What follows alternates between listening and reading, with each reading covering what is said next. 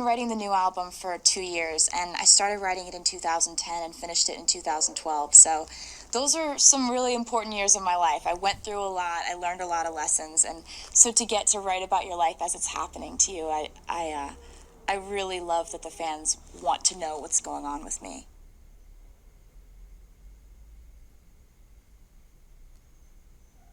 The album Speak Now was a completely different project than the new album Red. There are so many differences in how it was made, why I made it, the reasons behind the songs. Speak Now was really about saying things that I had been either too shy or too scared to say in the past. And as you grow up, I think making that album and promoting that album taught me to be more bold about how I feel, what I think, and in incorporating that into my life, you end up in some intense, tumultuous conversations or relationships, and I think in living my life in a little bit more of a braver way, I got to experience the kind of life experiences that would inspire an album like Red.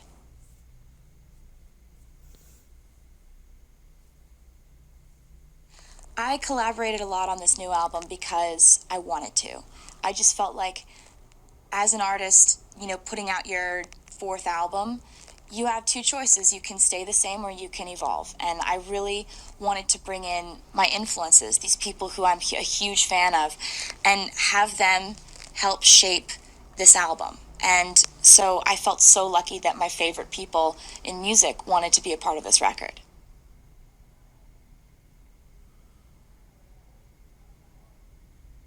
I'm inspired to write songs at any time of day, when I'm going through something or when the dust has settled and I'm over it. It can be anything. It can be, I'll just be doing dishes or something, or, in the middle of an interview, and I could get an idea in my head that just kind of sticks out as like, that could be a hook, that could be a pre-chorus, that's like a first line. Like, sometimes it's lyrical, sometimes it's got a fragment of melody attached to it. And the unpredictability of it is what makes me continue to fall in love with songwriting over and over again.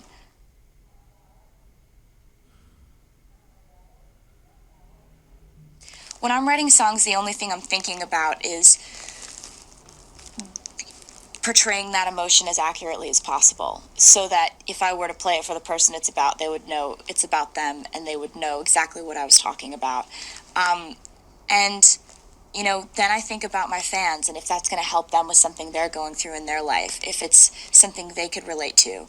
And then I think about what it would be like to play it in an arena and how we would treat that and what the lighting would look like. And it's kind of the third thing I think about.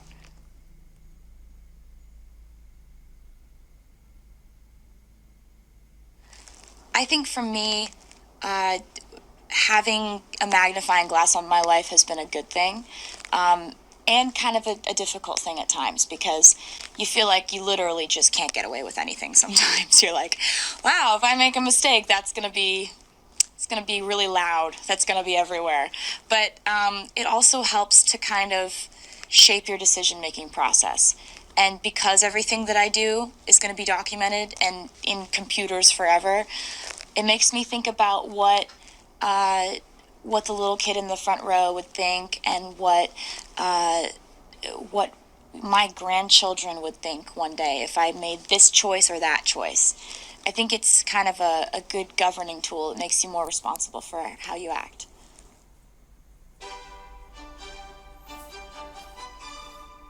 You at all worried that you will lose some of the country fans? I am not worried about that. I'm really in touch with my fans and I know what they like. What my fans in general were afraid of was that I would start making pop music and I would stop writing smart lyrics, or I would stop writing emotional lyrics. And when they heard the new music, they realized that that wasn't the case at all.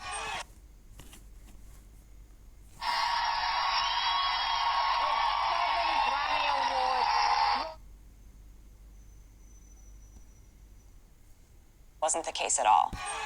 Taylor's success is based on her close relationship with her fans. They're called Swifties.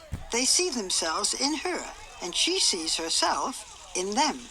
Your fans feel so personal about you. I mean, you're the only one I know who invites people back into your house. Do you still do that? Yeah, I decided that I wanted to play this entire album for the fans long before it came out. I wanted it to be like this little secret society gatherings in living rooms, and so I decided to have them in my houses. We had 89 fans waiting in the living room. My boss played them the entire 1989 record. Hey guys! Hey guys! I want to come up with as many ways that we can spend time together and bond, because it keeps me normal. It keeps my life feeling manageable.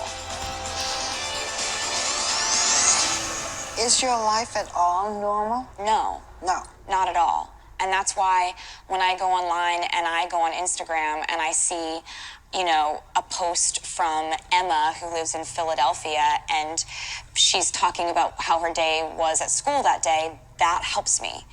You still do that? It's the only thing that keeps me not feeling overwhelmed by the abnormality of my life. What's the most abnormal? The most abnormal thing about my life is having sort of crowds form everywhere you go. And just everywhere. So that starts happening, and then you have to take security everywhere you go. All of a sudden, you realize that you have not been alone, truly, for 5 years. Taylor has been a star writing and singing her own songs from the time she was 16, when her first country music album debuted. Taylor Swift! Taylor Swift! This is definitely the highlight of my senior year. Since then, she's won just about every music award there is.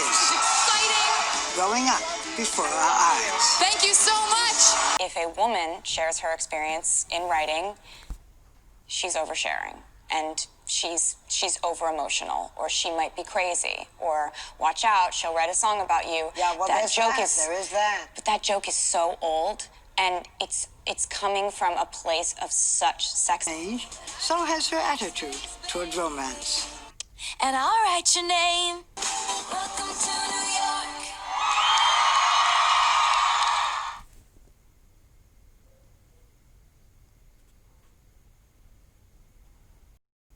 There is that urge to say, like, I think as a songwriter, there is that urge to connect.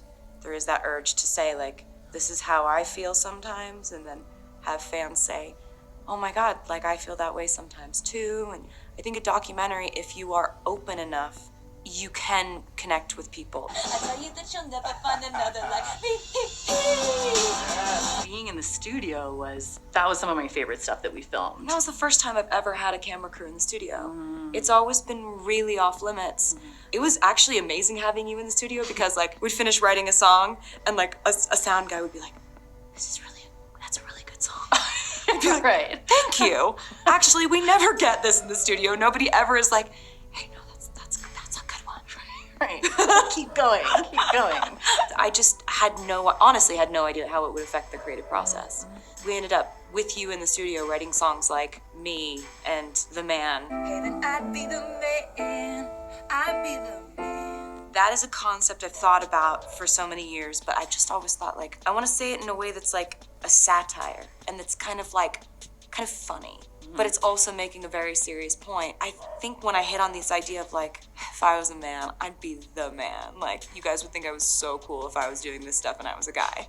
Like, you know, and I could get away with this, I could get away with this, I could get away with this. I get applauded for this. We drink to the pin and the bottles, to the bitches and models, to the da-da-da-da-da. Working with Joel Little, Yeah. who has two very strong, wonderful, intelligent young daughters, and I think he was writing for them.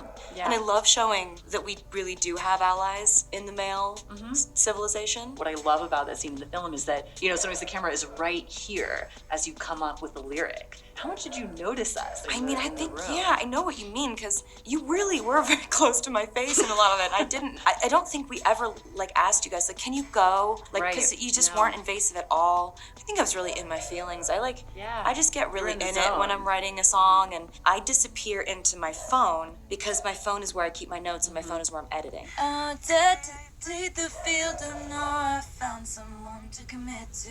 Every time I wake up in the middle of the night, or every time I think of a title, or every time I think of a common phrase and flip it, I love doing that. I'll put it in my notes, but Yeah, there's a real speed to it too. Like it seems Yeah. like writing a song has a kind of dynamic where you go, and you kind of have to keep going for many hours, a lot of the time until it's done. yeah, I have to do that. I'm not. Everyone's different with their Sure. writing. A lot of people are stop start. I know people who will write a verse for one song and decide to just put it on another song, or like, I like this chorus, but I like it with this pre-chorus from this song, and I'm like, I've never done that once. I kind of have to capitalize on the excitement of me getting that idea and see it all the way through, or else I'll leave it behind and I'll just assume it wasn't good enough. Baby, that's what's gonna be. Holy shit. Oh my god, did we just do like this whole verse and chorus? The ideas are my favorite part of of everything that I do. That moment where you're like, oh, I know what it's called. Or you're like, I know what the hook is now. And there's one point in the movie where you actually see on your face, you go like, because you have an idea, you get to see it. Took the money in the bag and I stole Took the money- took the put mon- the money in the bag and I stole the the keys. keys. That was the last time you ever saw me. I remember when I used to get an idea when I was 12 years old in my room. I'd first get an idea and I'd be like, yes, idea. And then I'd get this like fear and almost sorrow that no one was ever gonna hear it. I'm never gonna get to make this into something. It's just mine. And like, there's something cute about that, but like, I wanna make something. Getting to capture on films, getting an idea, that's one thing that I'm glad I'll have forever. I'll always have kind of a memory of when that idea happened. I'd never had that before. Anyway, it's good that we both get to make things now. We're so lucky.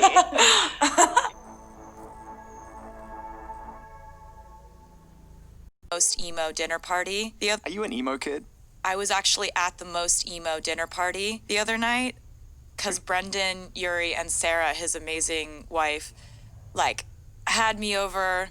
I show up and it's like Brendan and Pete Wentz sitting next to each other, and I just got to ask them every single question. Pete Wentz is probably, if I had to pick a favorite lyricist, it would be a tie between him and Lana Del Rey. Blank Space is a song that's just zingers, one after another, which I definitely learned from listening to Fall Out Boy.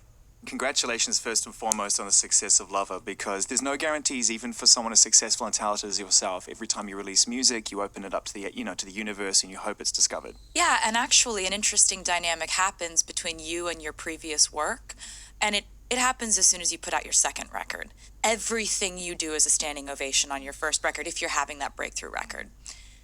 And then you put out your second body of work, and then you realize that everything you're putting out now is being compared to what they liked about your first record. But then you put out the third one, and then it's compared to the first two.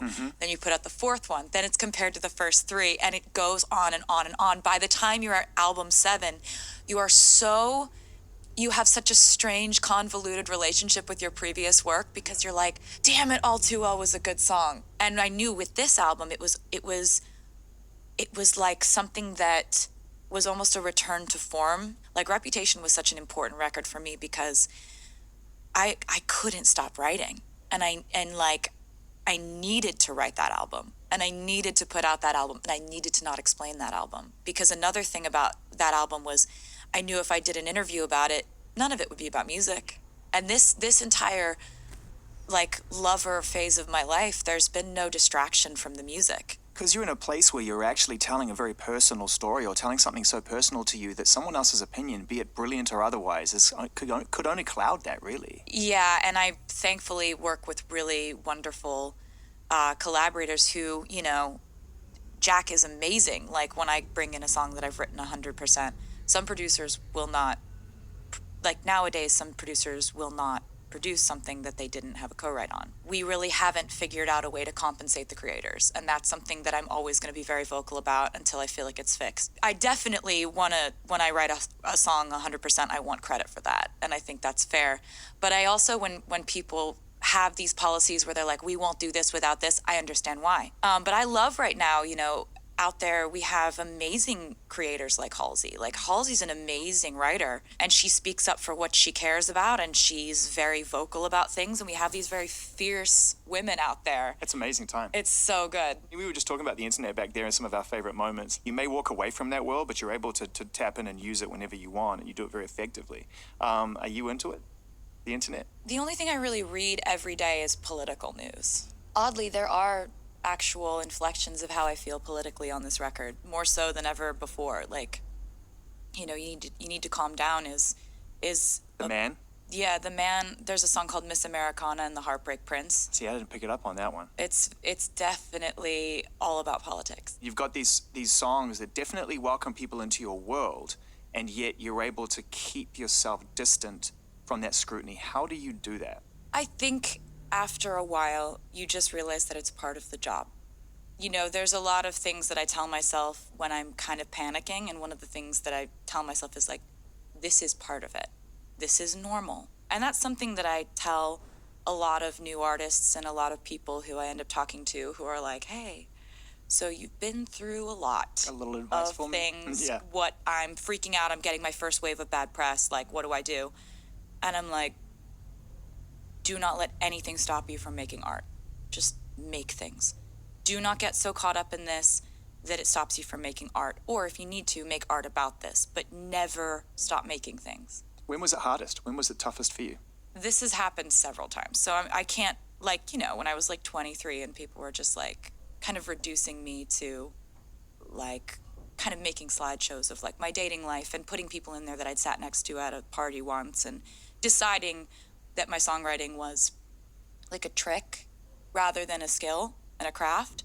Kind of, it's a way to take a woman who's doing her job and succeeding at doing her job and making things, and it's in a way it's figuring out how to completely minimize that skill by taking something that everyone, you know, in their darkest moments loves to do, which is to slut shame. And so now when I see this happening, I can see a headline about a young artist, about a young female artist, about like another breakup, and it sends me into a, Takes you back there to a degree? it sends me into a real sad place because I don't want that to keep happening. And I don't think people understand how easy it is to infer that someone who's a female artist or a female in our industry is somehow doing something wrong by wanting love, wanting money, wanting success. Women are not allowed to want those things the way that men are allowed to want them. Do you still have blind sides? Do you still have things that catch you off guard? Things that kind of surprise you that you're not prepared for? You know, every step of my career, there's been, you know, people questioning whether I deserve to be there.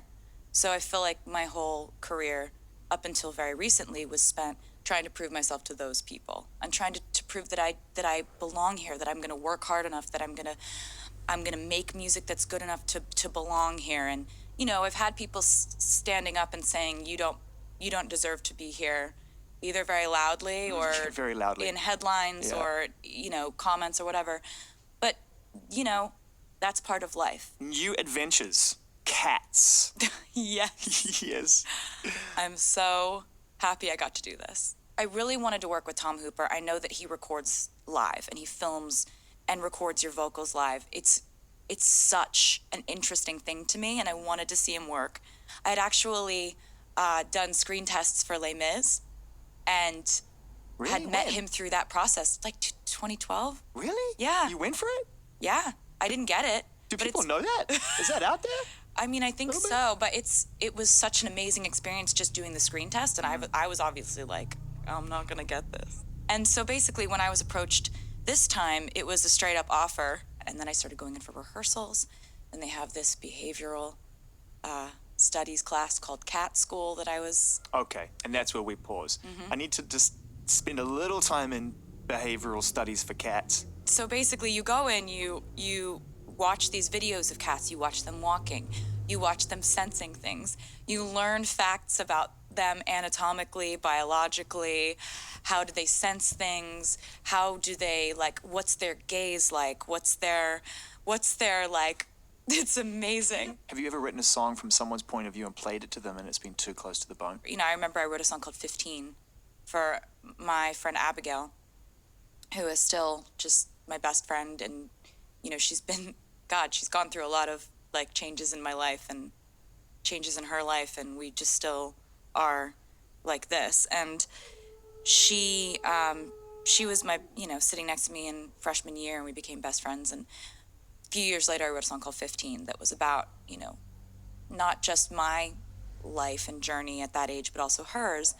And I had to, that was a situation where I played it for her and I was like, this is just for you and it's never going to see the light of day if you don't want it to. And she was like, no, you need to put this out. What do you love most about your friends? What is the one trait that you really look to? I now see resilience as like a major quality in friendship. Like when your stock is down, if they're still wanting to hang out, that's like, and I know who those people are now. It's really fun to know that. Celine is one of those people. Oh, she is. And by the time we start to put this out, there'll be music. It's just, I'm so proud of her. She's been through so much. I've watched so much happen in her life. I am 100% convinced this is the best thing she's done so far.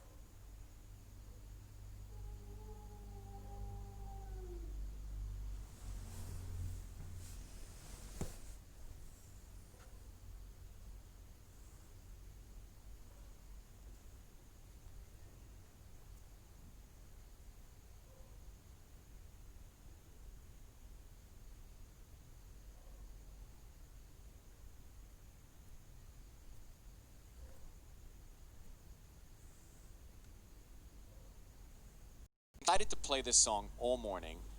This is such a great song. I'm so glad you love it. This is so good.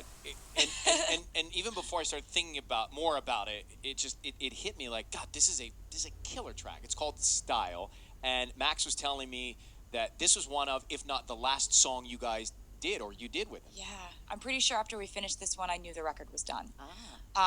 Shake It Off and Style were the last two songs to be written for 1989. And this one has always been my secret favorite, hope. I hope it ends up being a single. I hope people love it. Because there's just something about it. I love how the song sounds the way that feeling felt. I love it when a sound of a song matches up with the feeling that inspired it. Yeah. So, in this song, it just reminds me of driving in the middle of the night. I don't know. I loved comparing kind of these timeless visuals with, a feeling that never goes out of style. And why did you name it Style?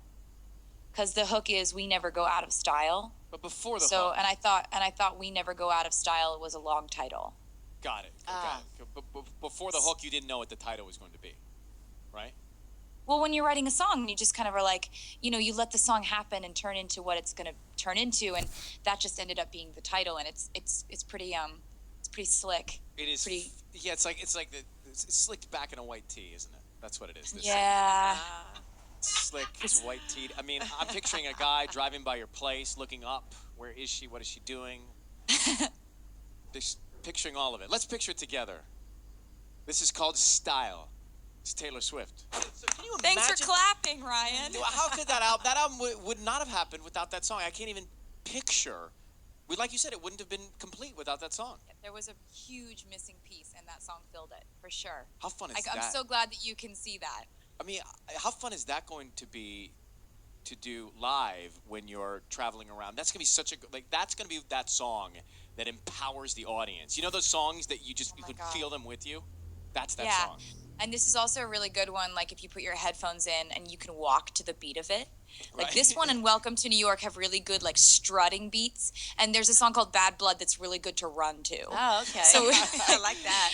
So you put on repeat on the cardio track list. All right, I want to go into the lyrics for a second of Style. And I'm going to, so we just heard it. I'm going to fast forward towards the back of the song. It says, "You've been out and about with some other girl." He says, "What you heard is true." This is him talking, right? "But I can't stop thinking about you." And then I was curious before I heard the next lyric to know what your reaction was to that statement. And then you say, "I said I've been there too a few times." So you relate to him? Well, it's basically kind of one of those relationships that's always a bit off. It's the song is about I talk about in another song on the record, a crooked love, which is kind of never quite synced up right, and the two people are trying to forget each other, and they've both been out with other people, and they've both tried to forget the other, and so it's all right, I heard you went off with her, and you came back, and well, I've done that too, so I that can't song totally is follow. that's what that line means. How did you hear about it? Hear about what? did you hear about him being? I'm not even saying who he is, but how did you hear about the he being with someone else? Is that something that you're told, that you read? Is it something that you feel? Is it something that they tell you? Because that's a tough moment in a relationship. Yeah, but I don't feel like I should go into this because I think then we'll be talking about an individual person and people will write headlines about it and it'd be a whole thing. But I think, this song is about my life and I've never revealed who it's actually about. But the song kind of speaks for itself and kind of like the way this song sounds and feels, that's all I need people to know about that story. And I find it so interesting because at that moment in that lyric specifically, I'm wondering like, how do you react to that? Because we've all sort of been in that situation. I mean, I know we've all been in that situation before. And then I found it clever that you said, look, I can't really crush you for it because I've been there a few times myself. That was interesting. It was an interesting turn. I find it interesting that you picked up on that line because that line is also sort of I would never have said anything like that on a previous album. Right. Like my previous albums have always been sort of like, I was right, you were wrong, you did this, it made me feel like this, kind of a sense of kind of like a sense of righteous, like right and wrong in a relationship. And what happens when you grow up is you realize that the rules in a relationship are very, very blurred. And that it gets very complicated very quickly, and there's not always a case of who was right and who was wrong. Well, to me, in listening to it, that was like, you look for those. I mean, obviously, all of it is new and it's an evolution, and then there are those really nuanced, finessed, pivotal moments that help tell you as a listener where you are as an artist, and that was one for me. Oh, good. That's Oh, I like nice. hearing that.